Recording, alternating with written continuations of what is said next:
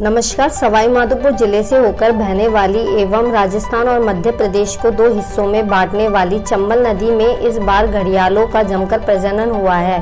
चंबल के करीब 21 nesting point पर से 125 घड़ियाल मादाओं ने सैकड़ों बच्चों को जन्म दिया है। ऐसा पहली बार हुआ है कि मध्य प्रदेश के घड़ियाल क्षेत्र वाले चंबल के पट के ठीक सामने राजस्थान की सीमा में रेत पर भारी तादाद में मादा घड़ियाल ने अंडे दिए हैं। मध्य प्रदेश की और रेत की गहराई कम होने के कारण घड़ियाल अंडे नहीं दे सके। वहीं राजस्थान की सीमा में चंबल नदी के किनारे बजरी की पर्याप्त गहराई होने के कारण जमकर प्रजनन हुआ। नदी किनारे दोनों राज्यों के 50 प्रधान केंद्रों पर 140 मादाओं के घोंसले हैं। मध्य प्रदेश के देवरी में घड़ियाल केंद्र नदी से हर साल करीब 200 अंडे ले जाकर कृत्रिम प्रजनन कराता है, जबकि राजस्थान की सीमा में मादा घड़ियाल खुद ही बजरी में दबे अंडे फोड़कर बच्चों को पानी तक ले जाती है। मध्य प्रदेश के चमोली चंबल घाट पर एक हैजरी भी बनाई गई है। घड़ियाल अभ्यारण्य के 3 रेंज में 28 पार्ट पर केशव राय पाटन से धौलपुर तक घड़ियालों के करीब 28 प्रजनन केंद्रों पर हुई नेस्टिंग में सबसे ज्यादा बच्चे धौलपुर में नदी किनारे जन्मे हैं। ऐसे में इस बार चंबल नदी में घड़ियालों की संख्या में विगत सालों की तुलना में रिकॉर्ड तोड़ इजाफा हुआ है। सवाई माधोपुर में भी चंबल किनारे घड़ियालों का लगातार प्रजनन हो रहा है, जो कि प्रकृति संतुलन के लिए एक अच्छा संकेत है। सवाई माधोपुर जिले के पालीघाट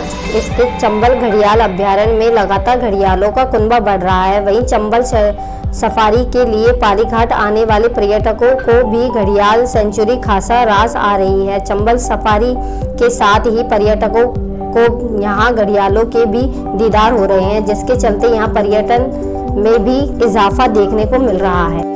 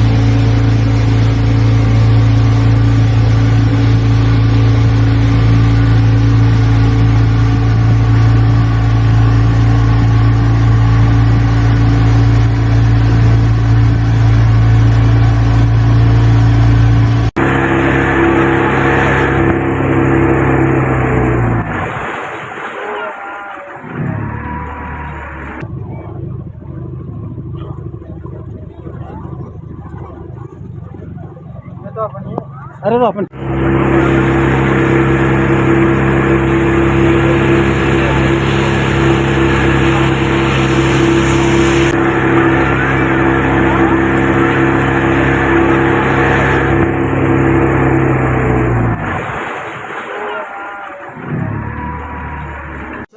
घड़ियाल सेंचुरी में प्रजनन काल चल रहा है। किस तरह से घड़ियालों को लेकर अभ्यारण्य खुश कर रही है? देखिए, अभी जो प्रजनन काल घड़ियालों का चल रहा है वो हमारी जो 21 साइटें हैं जो चंबल घड़ियाल अभयारण्य राजस्थान में है, वहाँ अलग अलग जगह पर प्रजनन चल रहा है। जैसे एक जगह पाली घाट है, यहाँ की बताएं तो हमने सेंसस किया है इसमें, तो 330 बच्चे अभी तक निकल चुके हैं। मादा घड़ियाल है, एक बार में 50 से 70 अंडे देती है और 70 दिन का इंक्यूबेशन पीरियड रहता है। बच्चे जब अंडे से बाहर आते हैं तो 15-20 दिन तक वो स्विम नहीं कर सकते, उसके बाद में वो किनारे पे रहते हैं 15-20 दिन तक। उसके बाद में वो नदी के अंदर तैरना सीख जाते हैं और आगे चले जाते हैं।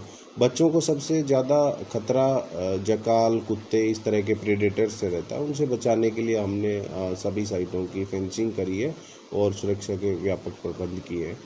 सर, अगर अपन पर्यटन की बात करते हैं तो पर्यटकों के लिए किस तरह से आप लोग का इंतजाम करते हैं, ताकि क्योंकि यहाँ पर टाइगर सेंचुरी भी है और घड़ियाल सेंचुरी भी अब जाके डेवलप हो रही है, तो पर्यटन का एक रुख उधर की तरफ जाए, किस तरह से उसको आप मेंटेन करके चलते हैं?